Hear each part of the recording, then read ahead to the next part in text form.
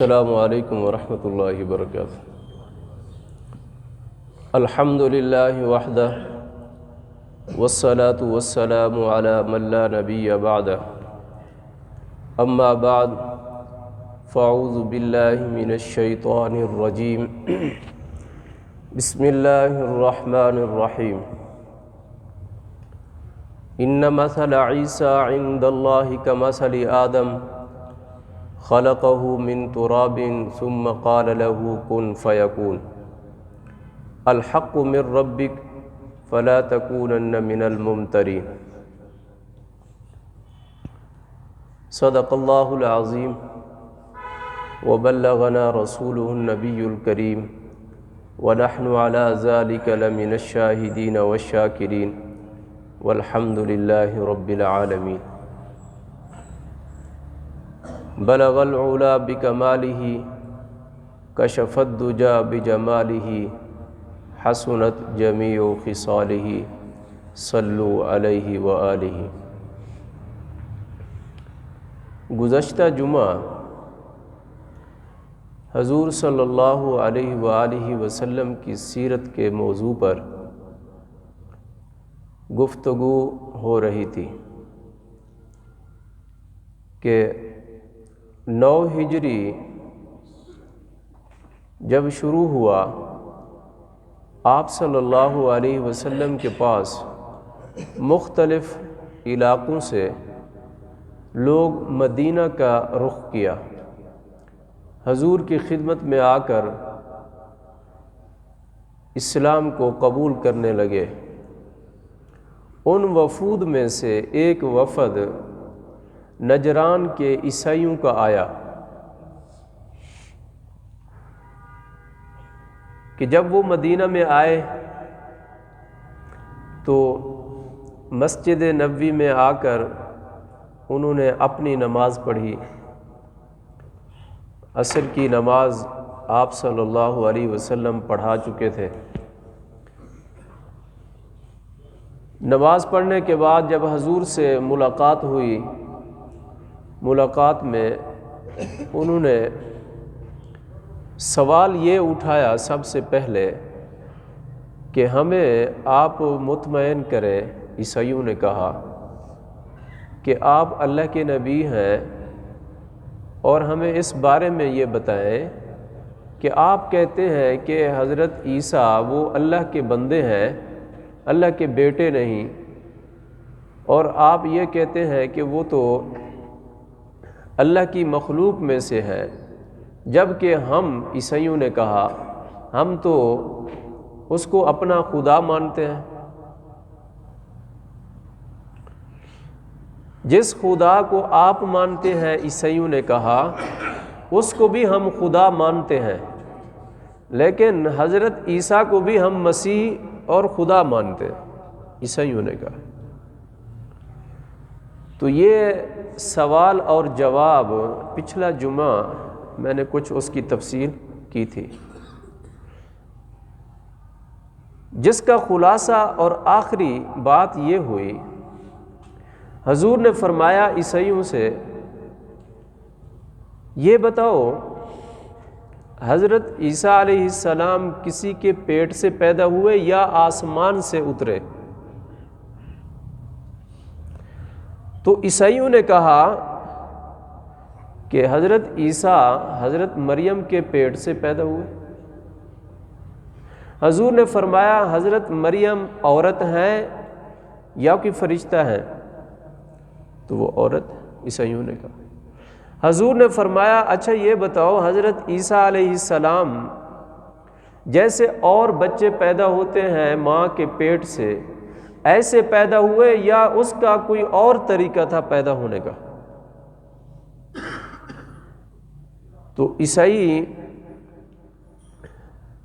حقیقت تو چھپا نہیں سکتے تھے، تو آپ صلی اللہ علیہ وسلم نے فرمایا تم کہتے ہو عیسیٰ خدا ہے، جبکہ عیسیٰ علیہ السلام حضرت مریم کے پیٹ سے پیدا ہوئے، اور یہ پیٹ میں کیسے آئے؟ اور پیٹ میں اللہ نے ان کو ایسی شکل دی، صورت دی، اس طرح کی شکل دینے والا وہ کون ہے؟ اگر حضرت عیسیٰ ہیں، آپ کہتے ہیں وہ خدا ہے، اگر حضرت عیسیٰ ہیں تو وہ تو پھر ماں کے پیٹ سے کیسے آ گئے؟ ماں کے پیٹ میں کیسے چلے گئے؟ حضور صلی اللہ علیہ وسلم نے فرمایا هو الذی یصورکم فی الارحام کیف یشاء۔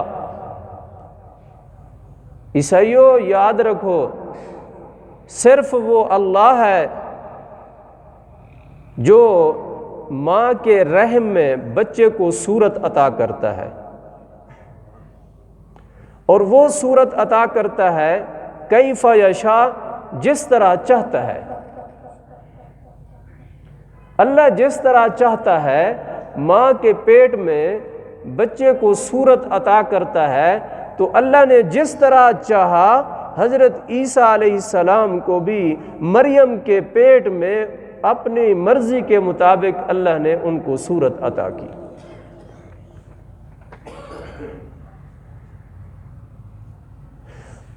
حضور صلی اللہ علیہ وسلم نے فرمایا یہ بتاؤ، جب حضرت عیسیٰ پیدا ہو گئے ماں کے پیٹ سے، وہ کھاتے بھی تھے، چلتے بھی تھے، پھرتے بھی تھے، اور اپنی ضرورت بول و براز پیشاب پخانہ بھی کرتے تھے؟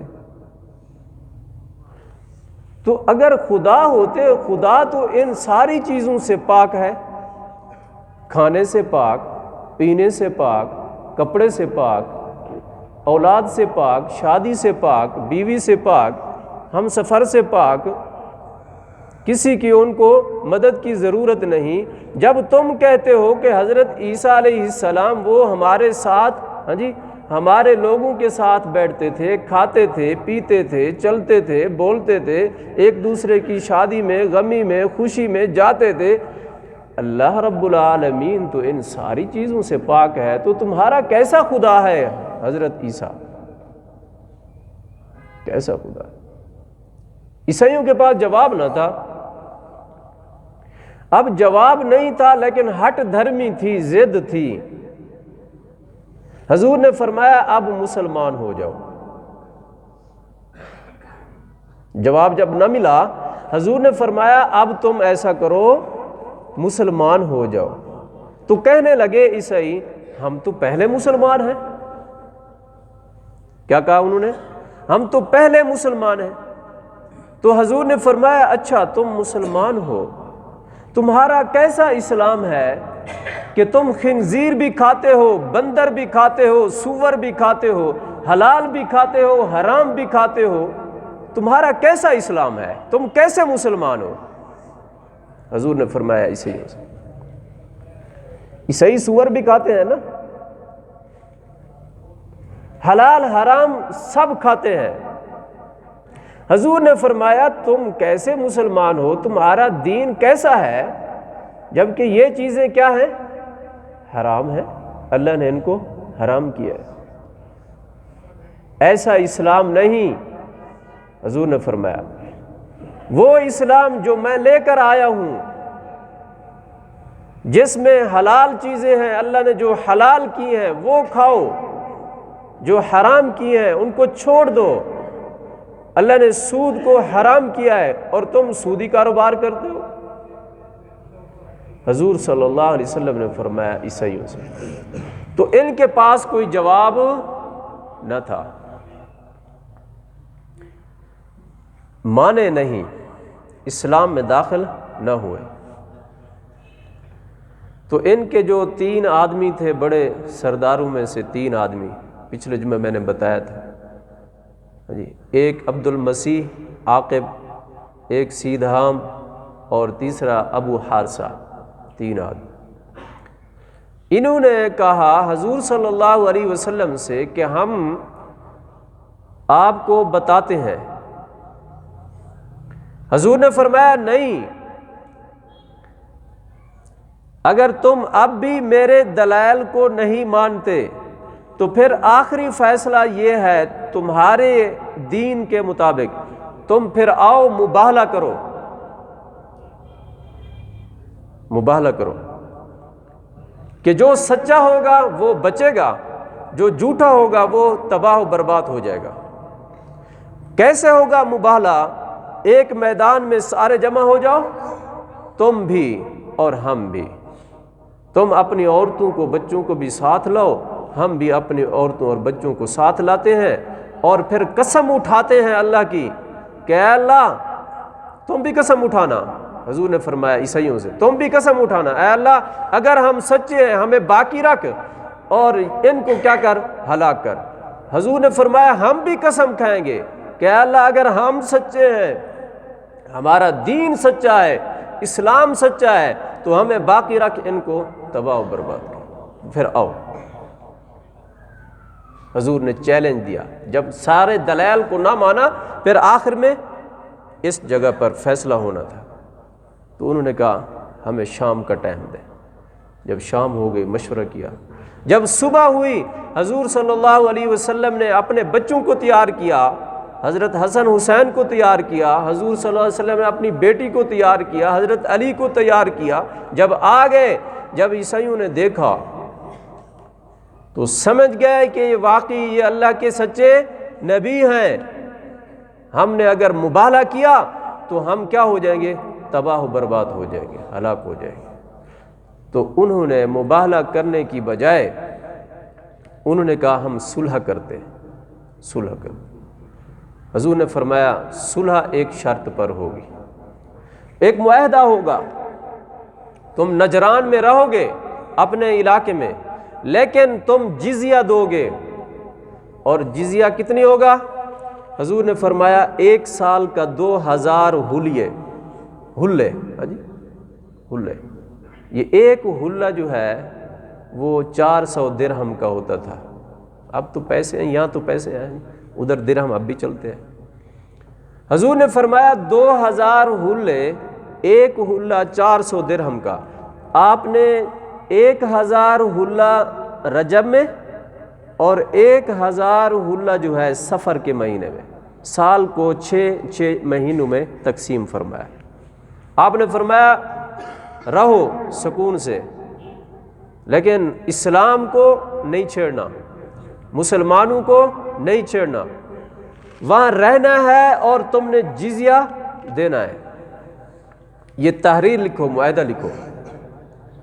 حضور نے فرمایا اگر آج تم اس میدان میں میرے ساتھ مباہلہ کرتے تو خدا کی قسم تم پر آسمان سے آگ برستی اور یہ وادی تم کو جلا دیتی، تمہارے بچوں کو بھی، تم کو بھی، اور تمہارا سارا کا سارا مال ہلاک اور تباہ و برباد ہو جاتا۔ اب تمہارے لیے یہی ہے کہ تم اگر اسلام قبول نہیں کرتے، اپنے مذہب پر ڈٹے ہوئے ہو ابھی بھی، تو پھر تمہارے لیے یہ ہے کہ تم کیا کرو گے، جزیہ دو گے، اور سال میں 2000 حلے۔ حضور نے فرمایا دوسری بات یہ ہے کہ ہمارا قاصد جب آئے گا یہ جزیہ وصول کرنے کے لیے تو 1 مہینہ آپ کے علاقے میں رہے گا، اور 1 مہینے کی پوری مہمان نوازی آپ لوگوں کے ذمہ ہوگی، یہ شرط ہوگی۔ حضور نے فرمایا تیسری شرط یہ ہے، معاہدے میں یہ لکھا جائے کہ آج کے بعد اپنے علاقے میں رہنا ہے، اسلام کے خلاف کسی نے، آپ میں سے کسی نے تلوار نہیں اٹھانی۔ اگر شام کے علاقے میں ہم آئیں، حضور نے فرمایا، کیونکہ شام قریب تھا نا ان کے، نجران کے، حضور نے فرمایا اگر شام میں ہم آئیں جہاد کے لیے تو آپ لوگوں پر 30 اونٹ، 30 زرہیں، اور یہ آپ پر ذمہ ہوں گی کہ آپ نے ہم کو آریتاً 30 گھوڑے بھی دینے ہیں، اور وہ آریتاً ہوں گے جو ہم آپ کو جہاد کرنے کے بعد واپس کریں گے۔ یہ معاہدہ ہوا۔ پھر حضور نے فرمایا اگر آپ لوگوں میں سے کوئی بھی کسی مسلمان کے خلاف اگر کسی نے سیاست کی یا دھوکہ دہی کی تو حضور نے فرمایا میں اس آدمی سے بری ہوں گا، یعنی پھر اس آدمی کی سزا کیا ہوگی؟ اس آدمی کی سزا قتل ہوگا۔ اگر آپ نے مسلمانوں کو اذیت پہنچائی یا دھوکہ دیا تو پھر ہم اس معاہدے سے بری ہوں گے۔ حضور نے فرمایا اسی طرح آپ نے اپنے علاقہ میں رہ کر سودی کاروبار نہیں کرنا، حالانکہ تھے عیسائی۔ حضور نے فرمایا سودی کاروبار نہیں کرنا۔ اگر آپ نے ایسا کیا تو یوں سمجھیں کہ معاہدہ نہیں ہوگا۔ تو عیسائیوں نے یہ سارا معاہدہ قبول کیا۔ قبول کرنے کے بعد حضرت ابو سفیان بن حرب، حضرت اقرا بن حابس، حضرت مالک بن عوف سب نے اس معاہدے پر دستخط کیے۔ حضور نے فرمایا اب جاؤ اپنے علاقے میں، اب تم امن میں ہو ان شرائط کے ساتھ۔ اگر ان شرائط میں سے کوئی ایک شرط پر آپ نہ رہے تو پھر معاہدہ نہیں ہوگا۔ جب یہ نجران کے عیسائی کا وفد واپس جانے لگا تو سفر میں ایک جگہ ایک بڑے پادری، عیسائیوں کا پادری ہوتے ہیں نا، بڑے پادری نے ان کا استقبال کیا کہ مدینہ سے آ رہے ہیں تو کیا گفتگو ہوئی، کیا ہوا۔